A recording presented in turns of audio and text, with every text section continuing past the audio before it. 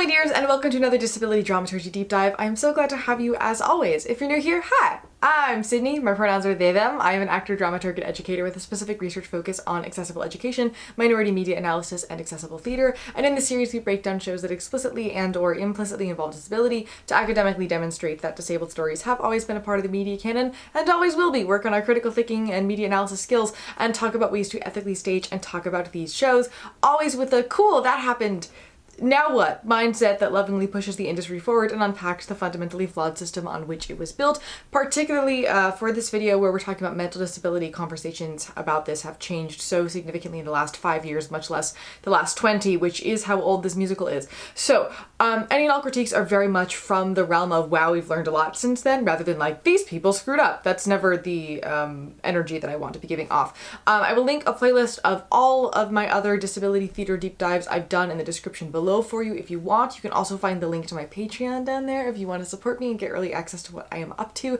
And also the like and subscribe buttons exist down there somewhere along with the comment section. You kind of know the drill by now. Also for friends who may need it, I am a white young person with light brown curly hair that is pulled back the way that Clara's is in the musical. It's just like pulled out of my face. And I'm wearing a yellow floral vintage dress and I'm sitting in front of a plain wall that has green leaves on it. So, The Light in the Piazza. I've discovered that this is one of those shows that people usually have pretty strong opinions about in either direction, but nobody really talks about it existing until you bring it up and ask them about it. I have a very special place in my heart for shows like that. Violet, which we've analyzed in this series before, is also one of those kinds of shows. And Piazza has a very interesting history, not because it began as a novella in 1960 and then became a movie in 1962 and then became a musical. That's kind of standard at this point. But because composer Adam Guedel's grandfather, Richard Rodgers, and then his mother, Mary Rodgers, both tried to turn that story into a musical but couldn't quite figure out how to make it work. So in 1998, his mother suggested that he give it a try, and he bought the stage rights to the book. It would then find its way to the stage 5 years later with book writer Craig Lucas in June of 2003 at the Intiman Theater in Seattle and directed by Lucas, and it then had a second run at the Goodman Theater in Chicago, this time directed by Bartlett Sher, which then opened on Broadway on the 18th of April 2005 at the Vivian Beaumont Theater in Lincoln Center, where it ran until July 2nd, 2006, and then after that it went on tour for a year. The performance specific to June 15th, 2006 was broadcast on PBS as a part of their Live from Lincoln Center series, and I believe that is on YouTube. If you want to watch the musical, you can. It's there, it's free. This version does not have the entirety of the original principal cast, particularly Clara and Fabrizio were Katie Rose Clark and Adam Lazar respectively, rather than Kelly O'Hara and Matthew Morrison, but that doesn't make it any less good. It's still fantastic and I do recommend checking it out. A lot of the times, the versions of shows that I see, you guys are not able to actually watch for yourselves because they're in the archives, and this is not that case, so you should go check it out if you want to. If I can find a link, I will link it below, and if not, give it a Google. You'll track it down. Other notable productions of the show include the 2019 London premiere starring Renee Fleming as Margaret and Duff Cameron as Clara, which then transferred to the Lyric Opera of Chicago with Saleha Pfeiffer as Clara, and the recent New York City Center Encores version of it, which ran from June 21st to 25th of 2023, starring Ruthie Ann Miles as Margaret and Anna Zavelson as Clara. Hopefully I pronounced everybody's name right. I think I did, but if I didn't, I'm sorry. The original show was also nominated for 11 Tony Awards and it won 6, including Best Original Score, Best Orchestrations, Best Scenic Design in a Musical, Best Costume Design in a Musical, Best Lighting Design in a Musical, and Best Performance by Leading Actress in a Musical for Victoria Clark, who played Margaret Johnson. Also, sorry, this is so much information to throw at you before we even know what the show's about. But before we jump into the plot, 2 other things to know about the show is that they want the audience to feel like they have traveled to Italy and are immersed in this world, so they made the decision to have the Italian characters primarily sing and speak in Italian. Even the opening speech about turning off your phones and unwrapping your candies in the original production was in Italian. And it's not open captioned in English like opera is, it's just in Italian. The second thing to know about the show is that the music is like Golden Age-esque in style, sort of like in the operatic genre, so you can see why this show is kind of an acquired taste and why people have a lot of strong opinions on it. But let's begin with the plot. So our show begins in Florence in the summer of 1953, where we meet Margaret Johnson and her daughter Clara, whose name is pronounced differently by every single character in this musical, so if I pronounce it differently throughout the video, that's kind of why. I will also add from an editing perspective that clearly my speech impediment was acting up on this day, so you know, if there's any wild jump cuts throughout the entire plot as I'm trying to say everybody's name in the proper Italian the way that I wanted to say it, You didn't see that. You don't know what's happening. It's fine. Don't worry about it. Clara, holding a sketch pad, asks her mother, who's carrying like one of those tour guide books, what happened in this particular location historically. Margaret turns to the audience and says, what did happen here? I played a tricky game in a foreign country. What did I do? And then turns back to her daughter and tells her about the history of this place, Clara often repeating what her mother says and exclaiming about how wonderful it is that they're on vacation. We then learned that Margaret and Clara's father honeymooned in Florence before the war, and this is her first time back since then. They talk about how beautiful it is there and how excited they are to be there, and then we see a pretty young man spot Clara, stare at her a while, and then run after her hat when it flies off in the breeze and gives it back to her. They make eye contact, it's very charged, and he introduces himself as Fabrizio Naccarelli, and he tries to talk to her, but he speaks virtually no English, but Clara is enthralled, and so they continue to try to connect, and Margaret is like, I don't like this, and tries to politely extract them from the situation. Fabrizio then tells them that his father owns a shop in Piazza della Repubblica, and he wants them to come visit, and Margaret is like, sure! Maybe we'll stop by tomorrow. And he and Clara both take that to mean that they promise to visit tomorrow because they want to. And Clara also tells Fabrizio which hotel they're staying in while Margaret keeps trying to get them out of the situation, and Clara is either not picking up on those cues or she's deliberately ignoring them because she really likes this boy. Margaret turns to the audience again to say that Clara is not quite as she seems and is very young for her age, and that up until now Margaret has been able to explain her and her situation to young men without wounding them. This monologue has a lot of like ellipses in it and sort of talks around what she means to say. Then Fabrizio leaves, Clara's very excited by the whole event, and they head off. The next scene is at Gli Uffizi, which is a giant art gallery in Florence. The Johnsons are on a tour of it and learning about the art, and Margaret expects Clara to be interested in what's going on, but Clara is instead very agitated about the fact that it's almost noon and they said that they would go and meet Fabrizio. And Margaret explains to Clara that she doesn't think that they should be friends with this boy, and Clara gets very frustrated and tells her mom that she treats her like she's an infant. As they walk through the museum, Clara sings this song called The Beauty Is, about how everything is different here and yet everywhere she sees people like her and how beautiful that is. And also how much she wants to see this boy again because just like she is out there looking for people like her, other people also might be looking for people like her too. And at this moment Fabrizio magically appears in the museum and they're both kind of frozen staring at each other, and Margaret joins them and tries to nicely get him to go away, but again Clara either isn't picking up on her mother's cues or is deliberately ignoring them so that she can make plans to go and meet with Fabrizio. She tells him that she will come visit his shop, which sells men's formal wear, sometime soon. We then cut to the Naccarelli's home where Fabrizio sings in Italian about how everything was dark before he met Clara, but she is his light and his essence and what he has been missing. And then his older brother and father enter, and Fabrizio says that he wants to look more successful and important and wants his father's help now because he fears that she will not love him like he is now because he is just a young man. The direct translation, I think it's ragazzino, so for me it feels a little bit more like he feels like he's not grown up enough or man enough to deserve her, not necessarily that he feels like a child, but that is up to your translation opinions. His father gets really tired of hearing him go on and on about this, so he agrees to help him. Then Clara and Margaret enter the Duomo, which is the giant cathedral at the center of Florence, and magically Fabrizio, who's there with his father, appears with flowers for Clara, and she tries to respond to him in Italian and agrees a word wrong and he corrects her, and it's very cute.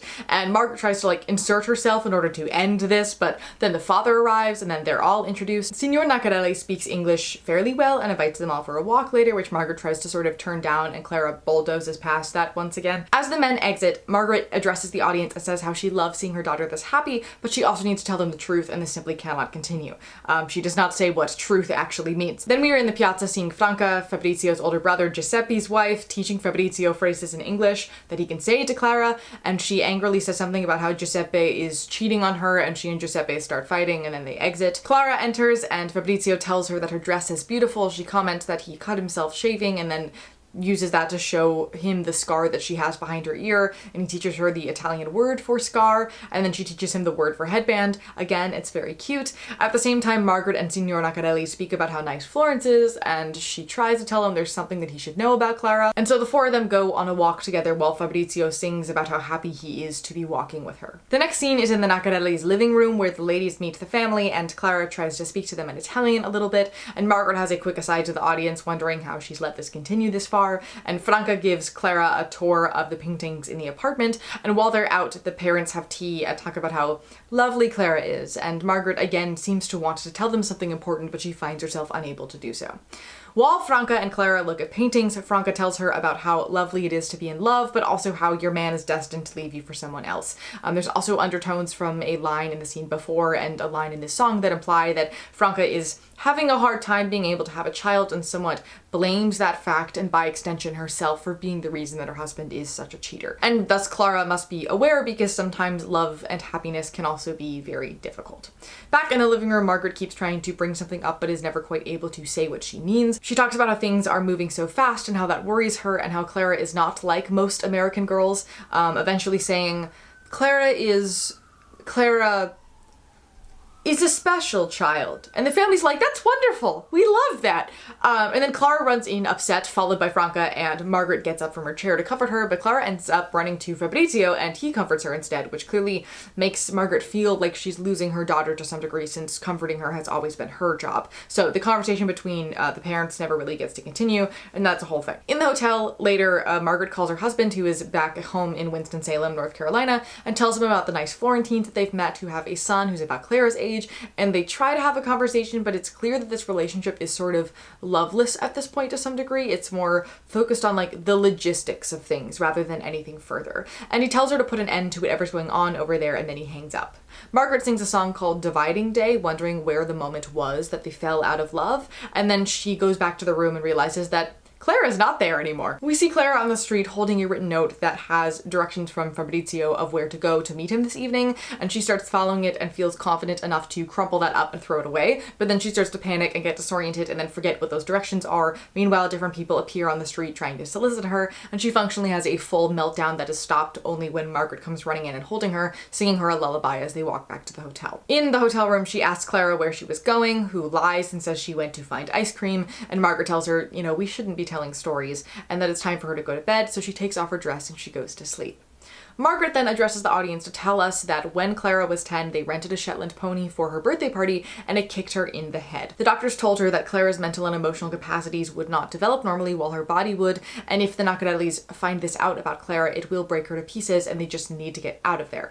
But first she needs to go down to the hotel bar for a drink. But while she's out, Fabrizio walks in to ask what happened and if Clara is all right, and she invites him in, but he tries to refuse and she's alone and he is a gentleman, but she insists and he tries to say something big to her, but he can't quite figure out how to say that in English, and so she tells him to just say it in Italian, but he refuses because then she wouldn't fully understand, and so instead they just sing this whole love song about how they understand each other as they are and feel so close to each other, and it gets rather hot and heavy, and by the end of it Fabrizio's shirt is open and they're like kissing each other and she's agreed to marry him, and then Margaret walks in while this is happening, and then it is intermission. The lights come up on Rome where Clara is visibly sad and detached from everything and Margaret is trying to act like things are normal. We then see Fabrizio having a whole crisis over the fact that she left without saying goodbye. The song is called Aiutami, which translates to help me, and everybody in the Naccarelli household sings about their various crises in a very dramatic manner. Signora Naccarelli translates to the audience what everybody is upset about, and she also mentions that she suspects that her husband is cheating on her,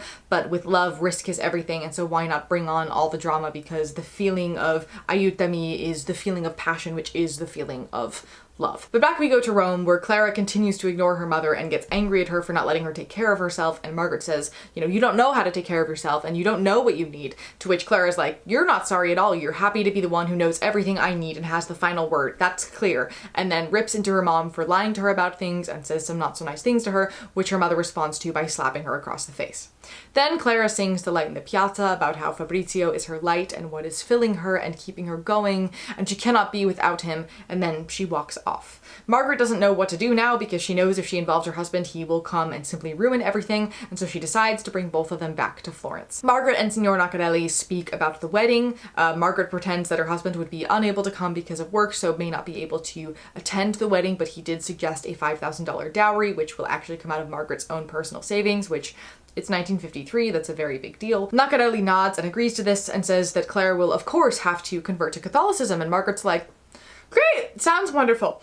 So we then see Clara working with a priest to learn the Latin catechism, and she seems to be doing all right. Plans for the wedding are being made. Giuseppe enters with flowers for Franca, and she yells at him, and then to make him jealous, decides to kiss Fabrizio, which Clara gets incredibly angry at, going on a tirade yelling at Franca for trying to steal Fabrizio away from her, and she throws a glass of wine in Franca's face, and then in the silence afterwards, she apologizes for that behavior. And there's a sort of breath that's like, oh my goodness, are they going to now realize that she has a mental disability, right? But after a moment, Franca says, you know, there's no reason to apologize, and Clara's right to fight for the man that she loves because she loves him, and everybody else should fight for the people they love to that degree. And they all toast to the couple and to the beauty of life. At the church for the wedding rehearsal, everybody is figuring out what must be done, and Clara gets confused about the fact that this is the rehearsal and that tomorrow is the wedding. We then see the two lovers fill out their marriage forms, and Margaret tries to help Clara, but Clara refuses and wants to do it herself. But while she's filling them out, Signor Naccarelli sees her form and grabs his entire family, saying they are to go home and there is not to be any wedding. And they all rush out. Margaret is very confused. Clara starts to panic, saying something's wrong with her and nobody's looking her in the eye and this has happened before and she doesn't know why.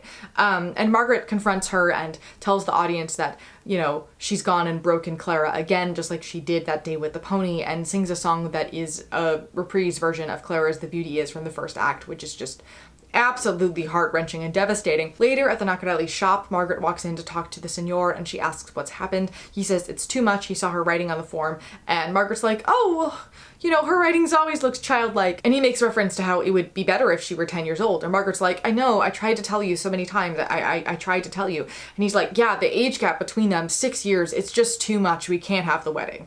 And Margaret is relieved to know that that's what the issue is, and says that Clara's been very carefully brought up, and she seems even younger to her than Fabrizio is because she had, you know, a long illness some years ago. And Signor's like, what is this illness? How am I to know that she's been cured of it? To which Margaret responds, you see her. She's as healthy as she seems. Don't you realize that they're in love? And after a continuous refusal from the Signor, she says, you know, I got a letter from Clara's father, and he's decided to make her dowry even higher. And Signor declines. He says the wedding cannot be, but takes Margaret's offer for them to go on a walk together, and on this walk they talk about their children and about happiness, and they eventually agree that the wedding will go forward. And then he kisses her on the lips, and then he exits. In the hotel room, we see Margaret on the phone with her husband while Clara secretly listens on to let him know that Clara is getting married. And her husband says, you know, I'm getting on a plane right now and I'm going to stop this. And she says, you know, by the time you get here, it's going to be too late. And that, you know, the family loves her as she is. It is a very good family. She will be well supported and taken care of. But her husband says that Clara cannot be trusted with the responsibility of a family because she is handicapped and she would drop a child if she were to have one. And Margaret's like, it doesn't matter whether they know or not because they do love her just as she is. And just because she isn't normal doesn't mean she's consigned to a life of loneliness. She mustn't be made to accept less from life just because she isn't like you or me. And that, you know, here she'd be living with an extended family who could take care of her when they're gone.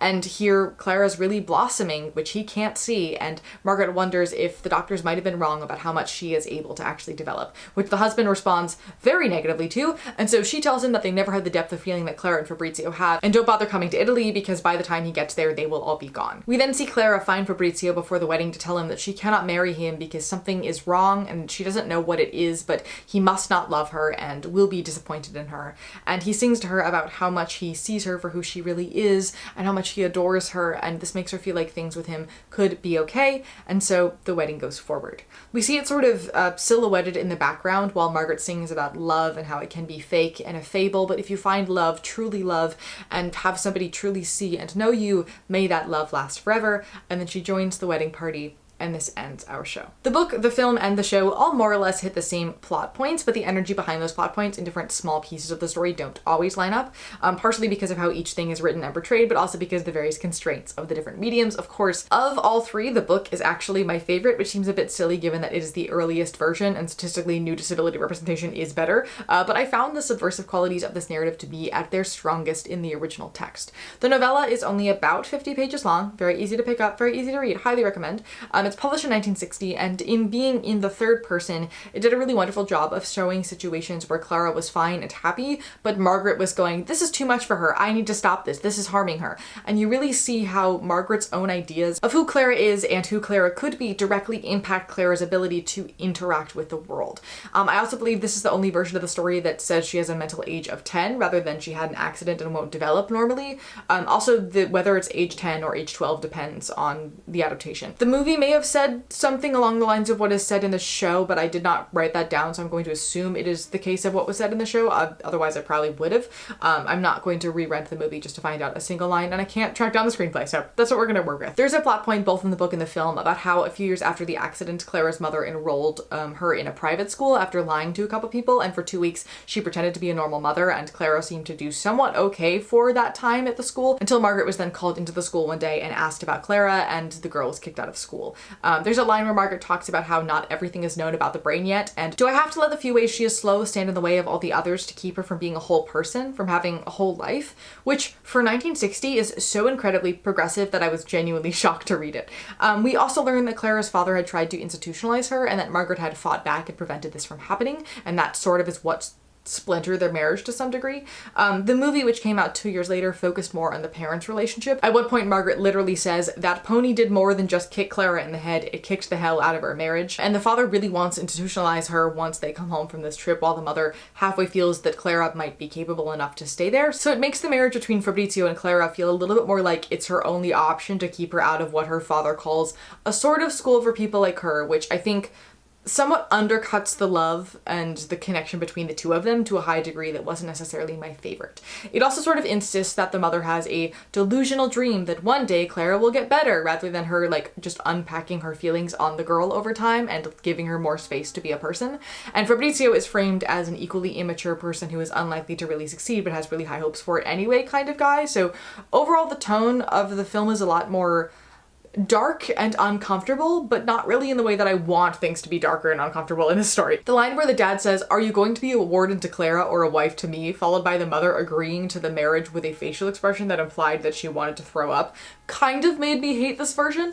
I should also mention the 2023 New York City Center Encores production. This happened about 2 months before I moved to the city, so I just missed it, unfortunately. But this version was directed by Che Yu, and the idea of it was to emphasize the cultural difference of the Johnsons versus their surroundings by having them as Korean Americans, which added this subtext of assimilation as safety and survival that sort of colored how Margaret operated towards her daughter's difference. I did find a Change.org petition with about 240 signatures about authentically casting Clara in the New York City Center production. That clearly did not happen, but I think by the time that was made, the directorial ideas and ideas of casting were already in the works, based on what I understand of how New York City Center Encores works. I asked a couple people, so I don't know how effective that actually could have been to begin with, and I should also note that I couldn't find any records of a disabled person playing Clara at all, so I'm going to presume that has not happened yet. And, you know, for historical context, we did not have any openly autistic people on Broadway until 6 months after this Encores production happened, so I really didn't expect authentic casting in regards to mental disability to actually be a possibility here, not to mention that, like,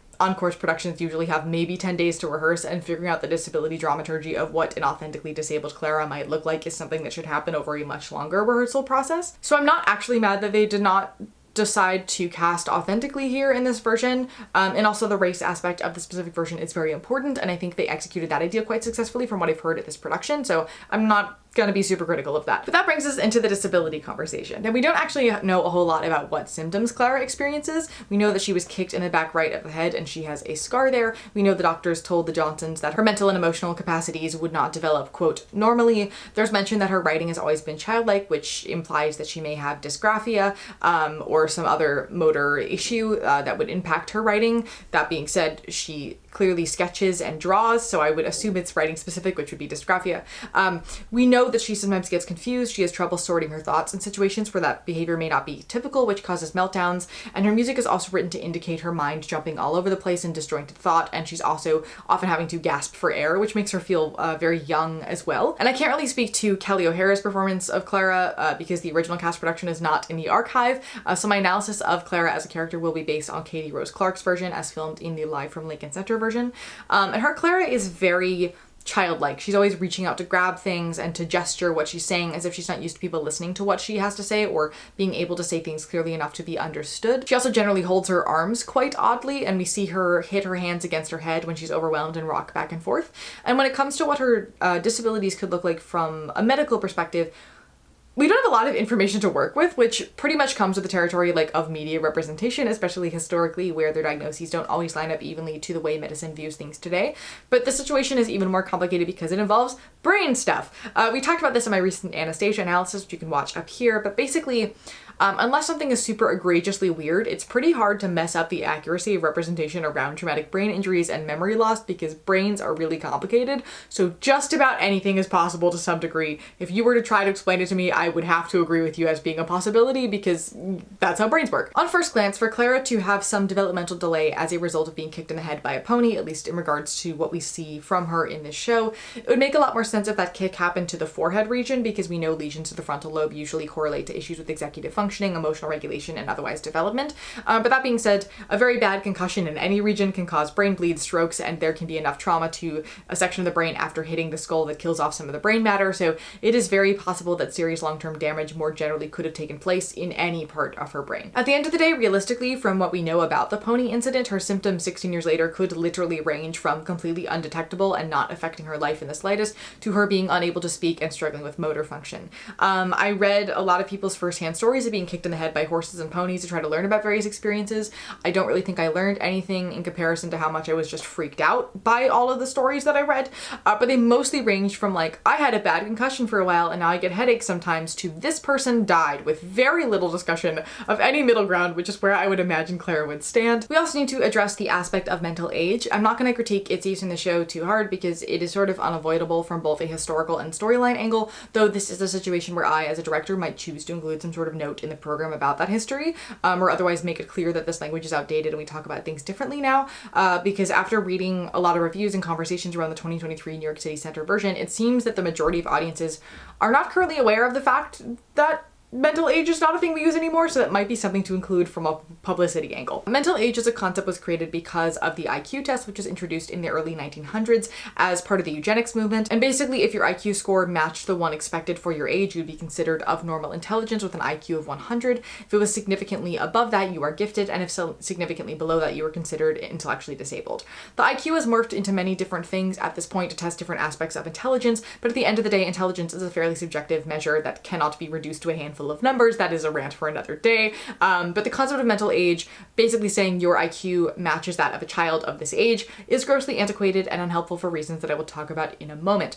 Mental age is also sometimes not directly IQ related and instead specific to developmental disabilities, as an oversimplification of like their motor development is where that would be typical for somebody of this age, but that is also rarely clarified when it is used in that manner, so everybody just kind of smushes all of them together as one thing, which is not helpful. And there are many reasons that this measure is unhelpful and actively harms disabled people beyond the fact that intelligence cannot be boiled down to a number, and also that the test was created with white men in mind, so it is incredibly skewed. The first being that it encourages infantilization, which is not only gross and ableist, but also leads to people presuming an intellectually disabled person is unable to understand anything and justifies the denial of autonomy and rights, which can range from not being allowed to pick what to eat for dinner to institutionalization and forced sterilization. It also creates an aspect of presumed innocence that can be incredibly harmful, with many intellectually disabled people not being taught about things like drugs and sex, which can lead to assault, addiction, and otherwise unsafe behavior. The idea of mental age also gives the implication that somebody's development has stopped at a certain place. We'll talk about the specific issue in regards to Clara a bit later, which means people think that intellectually disabled people are not able to grow or learn and are thus not given the chance to do so, which simply isn't fair or accurate. So development has many different pieces to it, not all of which happen in a linear fashion, and not all at once, and not all of which can be observed from the outside, nor should that decide when somebody is allowed to be an adult, especially since in those situations we often will hold disabled people to a higher standard than we hold the average non-disabled person. I highly recommend the film I Am Sam as an example of this, where an intellectually disabled parent has to argue in court that he's able to take care of his daughter, and it gets very messy and complicated, and he gets held to higher standards of parenting quality than what, you know, lots of other people who are not in marginalized groups are not held to, and it was a very interesting catch-22 situation that I think they handled quite well. But generally, we should never tie somebody's level of support needs to their maturity or use that to presume incompetence. An intellectually disabled 30-year-old is not a 12-year-old stuck in the body of a 30-year-old. They're an intellectually disabled 30-year-old with all of the life experience that comes from having lived 30 years. And while some of the things to accommodate them or some of their needs might match that of a 12-year-old, that doesn't actually really mean anything important. Most justifications for the use of mental age are that it is an oversimplification for the sake of the average person being able to understand what is happening with a specific person, but really that ends up causing more harm than good because of how vast of an oversimplification it is and how much it actively hinders disabled people getting the supports and autonomy that they need to a dangerous degree, and how it prevents people in their lives from seeing them as able to expand and grow and learn and have autonomy over themselves, which is very, very dangerous. One thing often discussed to fix the second part of this issue is to have a caregiver switch for disabled adults to be taken care of by not their parents, since the parent-child dynamic always includes some element of infantilization, but that is unrelated to the show in particular. I just add it as important information if you do not already have it. Many conversations around the show will ask if it is an ethical story because Clara is unable to give consent, which I think really highlights a major issue of mental age. I mean, obviously the ability to consent in certain situations is complicated and on a very case-by-case basis, but again, she is a disabled 26-year-old, not a 10-year-old stuck in the body of a 26-year-old. And we should lean more toward presuming competence than not in general, but in this case in particular, she seems quite capable of giving consent and saying what she does and does not want, so I don't think that level of concern is very necessary here. One of the most common stereotypes of intellectual disability is innocent hypersexuality, this idea of intellectually disabled person wanting to engage in sexual behavior but not knowing what that means or how to go about it or how to control that desire, often in a way that feels very voyeuristic and weird. I think Poor Things is a very great example of this, and that idea can be used effectively. Like Spring Awakening is a fantastic example of that sort of messaging and also what that kind of messaging can cause, but if that theme is used uncritically, it can create a situation that feels predatory and creepy, which I think it doesn't happen between Fabrizio and Clara, but it happens between the audience and Clara to some degree, which is not my favorite. Particularly since the narrative frames her as a child trapped in an older woman's body rather than more of like a Venla situation, which I think would be more effective for a number of reasons. We'll get to that later. I do think it is important to note, however, that the script never explicitly says that she is mentally 10 nor that her development stopped at age 10. That is just an assumption made by people who talk about this show. Though I should mention that any language pointing to her disability does not appear until basically just over halfway through the show, so many people leave the show not even understanding that Clara is disabled to begin with. The other most common stereotype of intellectual disability is equating it to childishness and innocence because that makes it more palatable and comfortable to an audience not used to disability, and with Piazza in particular, this was a deliberate choice for the original production to make Clara, quote, believable but not repellent so she could be loved. So I couldn't really use any developmentally challenged people as models, and as a result, she at first seemed totally normal. The article also talked about how Clara was already quite theatrical and fictional, so it made sense to portray her more in that way than in a realistic way. And I kind of hesitated to use this quote, and I cut pieces from around it, even though it is often used in disability analyses of the show, because I think sometimes we hear an ableist thing that was said 10 years ago and assume that's how a person thinks or talks now, which I don't think is particularly fair, especially since Kelly O'Hara has talked very differently about disability with Clara in a much more recent interview. But I overall decided to include that section of it because I think it is still important to acknowledge the mindset at play when creating the show 20 years ago. I will also say that this portrayal and understanding of Clara is very similar to that of the 1962 film. And something that I think is particularly crucial to note for the show is how it's framed for the audience to primarily see Clara through her mother's eyes. Margaret is the one constantly breaking the fourth wall in a way that puts the audience on her side, even if you don't always agree with her choices, because she is framed as the one who knows the most about what is going on here, and she's the one that you're meant to connect to the most. Which is a similar narrative situation to one that we've discussed before in the series with Tennessee Williams' The Glass Menagerie. I'll link it above. And in that play, which explicitly is stated as a memory play, where things are not meant to be super realistic, but instead somewhat fuzzy and dreamlike, Tom jumps in and out of the narrative as a character, but also often speaks directly to the audience in telling the story of his last few months living in this tiny apartment with his overbearing mother and disabled little sister Laura. And Laura has a limp. She almost never leaves the apartment. She prefers to stay inside polishing her glass menagerie because outside is too overwhelming and too scary for her. Meanwhile, her mother continuously insists that she is not disabled and tries to push her beyond her capacity. And since that show, which has been on Broadway 8 different times at this point, the vast majority of explicitly disabled women characters in media have just been more or less a slightly different version of Laura. If you talk to any disabled actress, they will tell you that they have played lots of different versions of Laura and they're a little bit tired of it.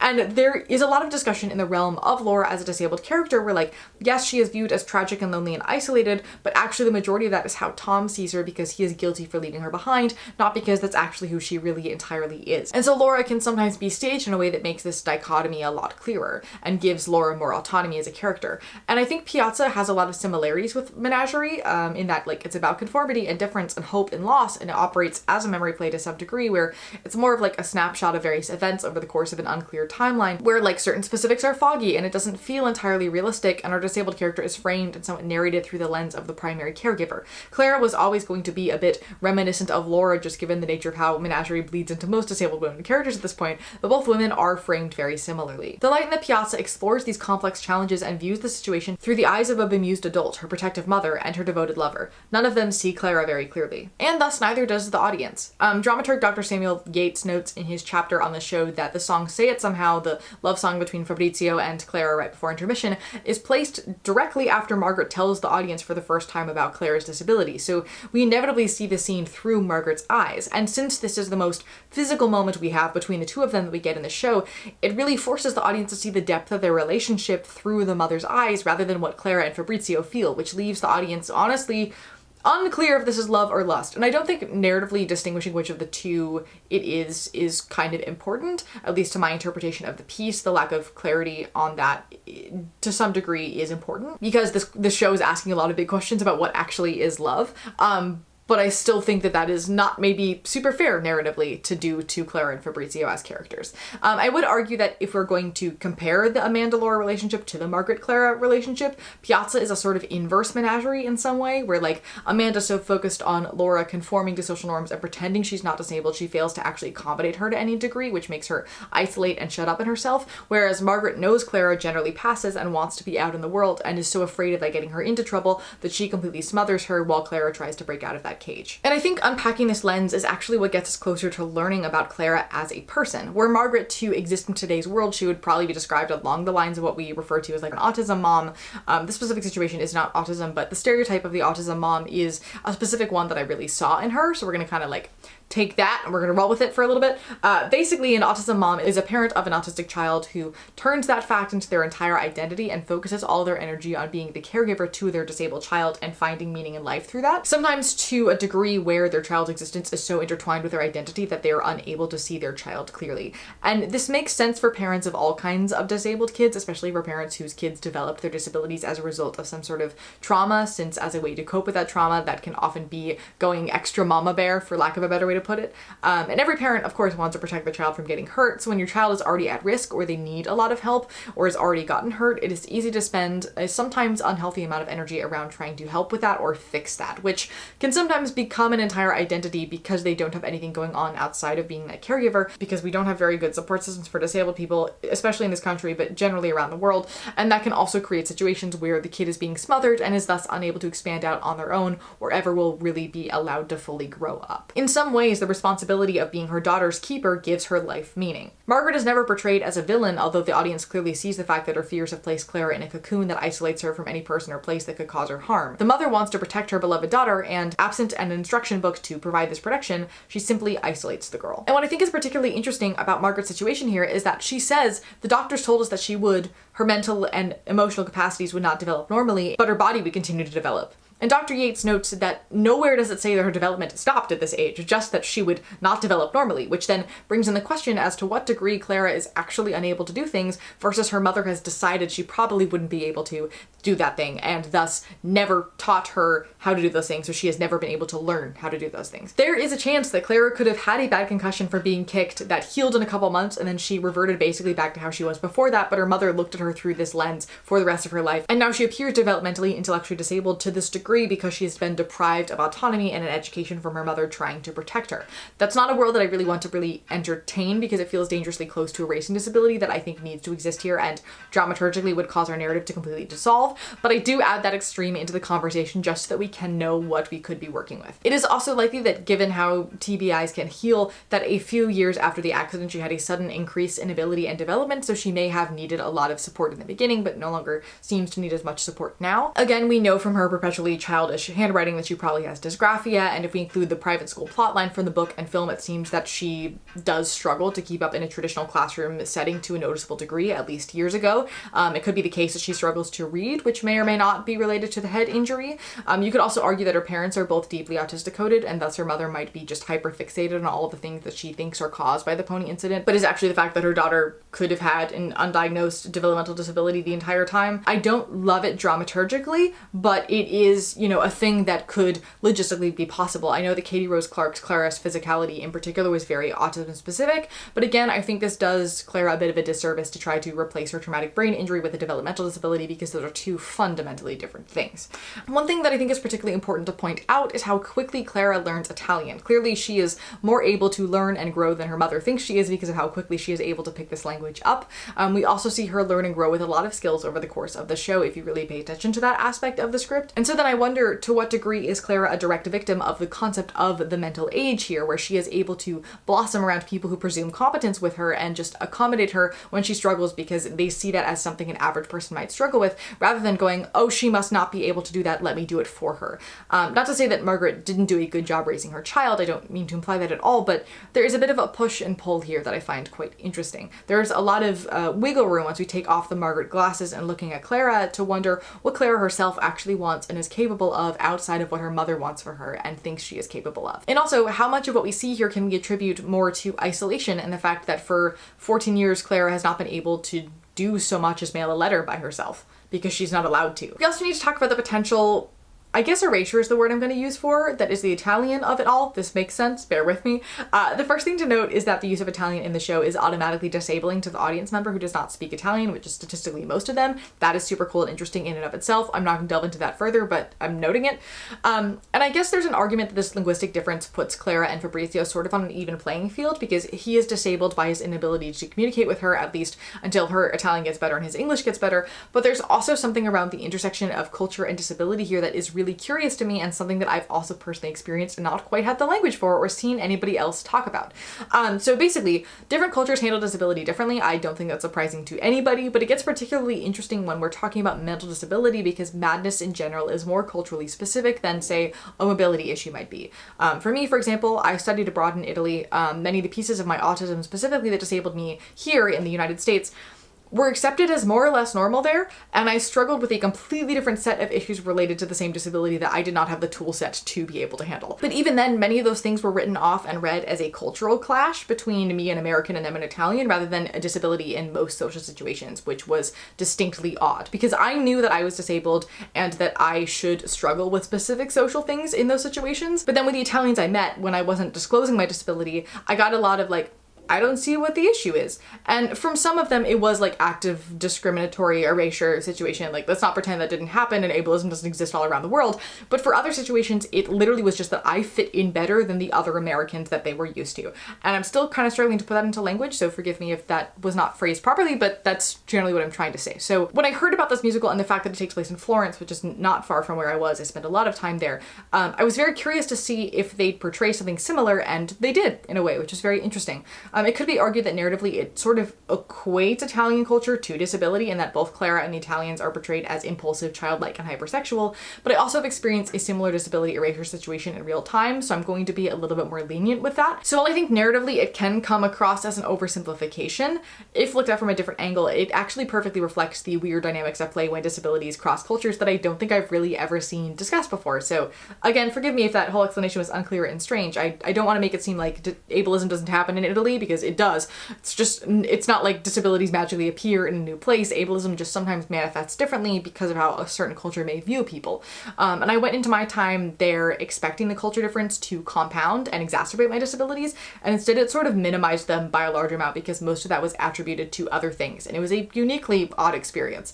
The show also does sort of imply that the Italians simply won't notice her disability, either because they are unintelligent or because the cultural difference might mask that. And there's one moment with the age situation where there's like relief that he doesn't know what the real situation is away that made me feel maybe a little bit uncomfortable. But then at the same time, that brings in the question as to whether someone must ethically disclose a disability before marriage that I don't think I really have answers for, to be honest, because that is a whole other can of worms we're not even going to touch. But it also seems unrealistic to me that none of them would have any semblance of an idea. Maybe not the specific language for it, sure, but they're probably aware. I'm fairly sure that Fabrizio is, given that by the end of the show they speak each other's language more or less and spend most of their time together. He may not be able to explain that she's different or how she's different, but loves her as she is, and I would argue knows her quite well. It's also super unclear to me whether Clara actually entirely knows. Like, she knows she has a scar, she might remember how the scar happened. It's unclear how much her parents told her what the doctor said about her or not.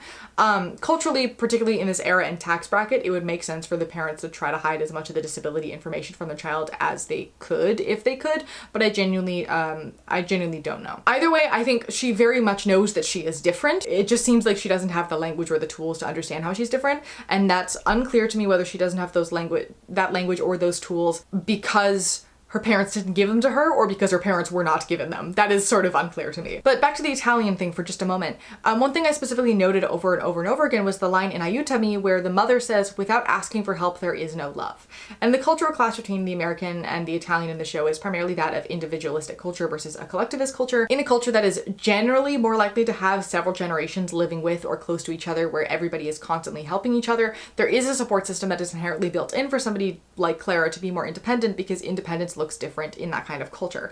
Like, yes, she's from the south of the United States, which is stereotypically a little bit more collectivist than other places in the US might be, but there would still be a significant difference between the two. It also depends whether they live in like a picket fenced house in a suburban street outside Winston-Salem or if they're in an apartment in the city, but I like to imagine it's the first for no reason other than like, yeah, that tracks. This is also, of course, not to generalize individualistic cultures versus collectivist cultures as being any more or less ableist, but just that in this particular situation, she found a family within a culture that fit that description in a way that significantly improved accessibility for her. For an American, especially a white upper middle class post-war American, the pull yourself up by your bootstraps mentality was a very strong one and not something that Claire is able to do. But in the post-war economic boom of Italy, in this time where culturally everybody is coming together in response to the trauma of the war, it ended up being the perfect place for her. And what's cool about the story is that we get to see a narrative for Clara, a disabled character that is usually reserved for non-disabled. She travels somewhere, she has a whirlwind romance, and she gets married. And we see people meet Clara and presume competence and have that teach Margaret how to presume the competence of her daughter as well. The issue underlying the facade of this story, is there a culture where a mentally disabled person can have a fulfilling life, is pretty sophisticated even for today. For the early 60s, it must have been revolutionary. So overall, I feel the narrative is quite progressive in that aspect. Even today, in a world where disabled people do not have marriage equality, are statistically more likely to have their children taken away from them, and forced sterilization is still quite common, this narrative is a huge deal, especially in theater where we rarely get to even see intellectual disability. The only other example beyond Of Mice and Men that I can even think of is Tobias from Sweeney Todd, but that is only vaguely mentioned a few times, and most performers don't make the acting choice anyway, so that's a somewhat moot point. But at the same time, there's also another potential side to Piazza that Dr. Anne Fox brings up in a chapter written for the Oxford Handbook of Music and Disability Studies. While seeming to liberate disabled femininity by marrying off its intellectually disabled heroine at the end rather than consign her to a life of loneliness, I contend that The Light in the Piazza simply revalorizes marriage, which becomes a kind of figurative institutionalization for Clara. In the process, disability is used to reassert both compulsory able-bodiedness and heteronormativity. This quote sort of implies that Clara has exchanged one person for another, which I think denies her some autonomy in that she has chosen Fabrizio, and it doesn't seem to be like a I'll do anything to get away from my current situation choice, so it is a consciously thought out one. So I don't entirely agree with this look at the show, but it is an interesting angle to at least think about. For me, I feel that Piazza is progressive and important, but sort of in an overly palatable way. Like, it says, yes, disabled people can achieve more than you think, and love is about having a support system and needing help. It also makes an audience question what they might do in Margaret's situation and maybe start to think a little more expansively about disability and the capabilities of a mentally disabled person. But it also deliberately beautifies disability in a way that ignores aspects of what disabled lives can look like, to a point where, as New City Stage mentioned in a 2019 review of the show in Chicago, Clara looks and acts just like your basic ingenue. She is within the constraints of what we expect from non-disabled characters on stage, so she doesn't actually really truly push audiences to think further about these concepts. The narrative is also a different version of the cure or kill narrative. She is somewhat cured by going into this new situation. She's put away somewhere where she will be taken care of, so we don't need to worry about what might happen to her as she gets older because she is being taken care of. Not to mention that she finds that safety via conforming to heteropatriarchal norms in a way that is easy for an audience to process and accept. There's also an argument to be had around gender disability, where we see Clara as a perfect wife because she is at the extremes of the 1950s ideal for what a wife is. She's not very smart, she's not overbearing, she's infantilized, she's sweet, she's dependent. That point is brought up by Fox in that chapter in reference to a 1997 article, and she noted it as being ableist and somewhat erasing disability by flattening it down to just being a gender norm situation, but I personally feel like both can be held concurrently and should at least be somewhat considered, especially when we're talking about the palatability of Clara's character and her disabilities in the show. I think Clara exists at an interesting intersection of womanhood and disability, where her her presentation of disability happens to fit her within a stereotype of womanhood and thus helps her to pass, but it is also further marginalizing her in a different direction. I should also briefly mention that, at least for the majority of the productions of this show, Piazza depicts the closeting and stigmatization of disability and demonstrates how whiteness and class privilege allow disabled characters to pass as normative, which again fits into this aspect of palatability for an audience. A huge part of this is solely due to the fact that Clara and Fabrizio are often cast to look like the reverse of what the age difference actually is. We typically see an older Fabrizio and a younger Clara, which masks much of the uncomfortability of this particular age gap situation. The show also directly avoids diagnostic language wherever possible and operates on this able to non-disabled binary that might not fully reflect all of the characters on this stage, which we discussed earlier with Margaret, and also isn't super indicative of how the world generally works. It creates this simplified view of disability for an audience that exists in binaries and outside of medical labels and outside of any truly uncomfortable aspects of disability. And even the slightly uncomfortable questions in the story, ones that in the original book were a lot more present in the narrative, are somewhat clouded by the overarching beauty and pleasantry and niceness that is the production itself. And so we find ourselves in a situation where audience members can look approvingly on neoliberal views of feminism and disability activism that in all actuality do not work to create any real challenge to social beliefs about gender or disability. And they can also watch a show where disability is a huge part of the narrative and leave the show not realizing that it is about disability because diagnostic language isn't really ever utilized. When it comes to like the now what for the show, the what do we do with this aspect, I'm a little bit muddled on what I would actually do with this, like as a dramaturg, as a scholar, as a director. Sometimes I have really clear ideas and visions for like my ideal production or my dream production of something, and I don't really have that for this one.